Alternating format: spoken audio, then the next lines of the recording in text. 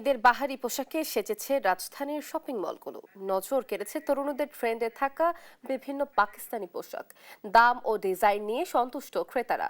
সামনের দিনগুলোতে বেচাকেনা আরও বাড়বে বলে আশাবাদী বিক্রেতারা। মাকতুর আমিতের রিপোর্ট।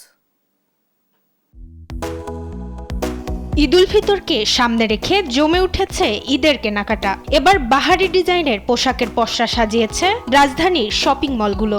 বরাবরের মতোই উপচে পড়া ভিড় চোখে পড়ে মেয়েদের ট্রেন্ডি পোশাকের দোকানগুলোতে।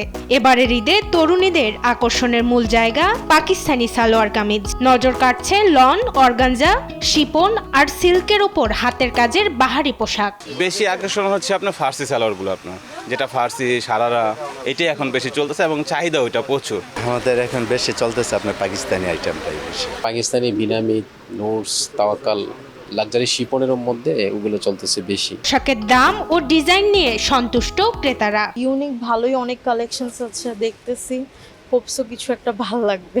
এবার কালেকশন মোটামুটি ইনশাআল্লাহ ভালোই।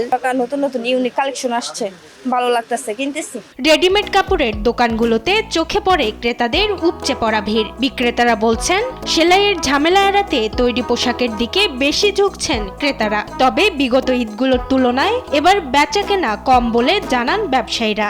সামনে যে কয়দিন আছে 10 দিন, আমরা আশা রাখি যে এর চেয়ে অনেক বেশি ভালো বেচাকেনা হবে। কাস্টমার আছে ইনশাআল্লাহ, আসার 10 দিন সময় আছে, আমরা আশা আছি এগুলো আমাদের শেষ হয়ে যাবে। সামনের দিনগুলোতে বেচাকেনা আরো বাড়বে বলে আশাবাদী বিক্রেতারা।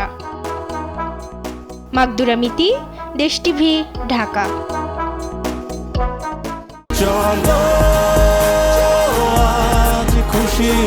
40 বছর ধরে অসংখ্য খুশির মিছিলে ছিল আইডিএলসি, থাকবে আগামীতেও।